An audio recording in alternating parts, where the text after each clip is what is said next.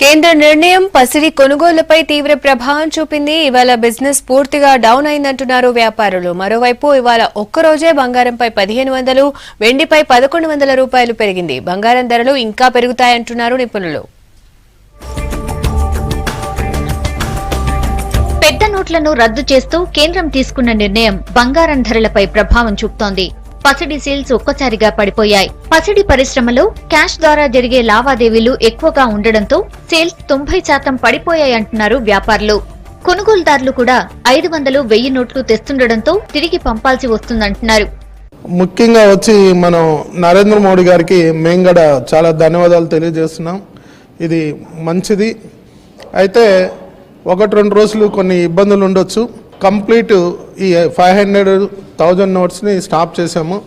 ఎవరైనా కానీ debit card, credit card, pan card submit చేస్తేనే పర్చేస్ చేసే అవకాశం ఉంది. ఈరోజు రేపు గవర్నమెంట్ ఇంకా క్లియరెన్స్ ఇచ్చేదాన్ని బట్టి తర్వాత ఉంటుంది. కానీ రియల్గా చెప్పాలంటే సేల్ అనేది ఏమీ లేదు, కస్టమర్లు కూడా రావట్లేదు. కేంద్రం నిర్ణయం మంచిదే అయినా సామాన్యులకు ఇబ్బందిగా ఉందంటున్నారు బంగారం కొనుగోలుదారులు. ఉన్న డబ్బును మార్చుకోవడానికి ఇబ్బందులు పడాల్సి వస్తోందని చెప్తున్నారు. గోల్డ్ షాప్ కి గోల్డ్ కొనడానికి వచ్చాము. ఇప్పుడు ఇబ్బంది అంటే మాకు ఎలాగా, మరి ముందే చెప్పాల్సిందే. తీరా ఇప్పుడు గోల్డ్ షాప్కి వచ్చి ఇతను అడిగితేనేమో కార్డు అయితేనే కానీ క్యాష్ ఇచ్చేయమన్నాము. మేము కార్డులో రాత్రి తీసాము, ఈ విషయం తెలియక.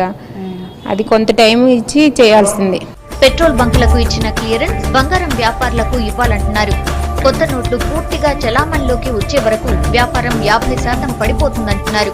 న్యూ ఇయర్ వరకు బంగారం అమ్మకాల మీద నోట్ల రద్దు ప్రభావం ఉంటుందంటున్నారు.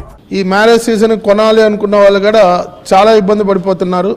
దానివల్ల ఒక రకంగా చెప్పాలంటే కొన్ని వేల కోట్లు మనకి ఈ జ్యువెలరీ మీద కూడా సేల్ పడిపోతుంది. జనరల్గా మనకి వచ్చే లోపల జ్యువెలరీలో వచ్చే లోపల క్యాష్తో పర్చేస్ చేసే వాళ్ళు 50% ఉంటారు. కార్డు మీద, డెబిట్ కార్డు కానీ క్రెడిట్ కార్డు మీద పర్చేస్ చేసే వాళ్ళు 50% ఉంటారు.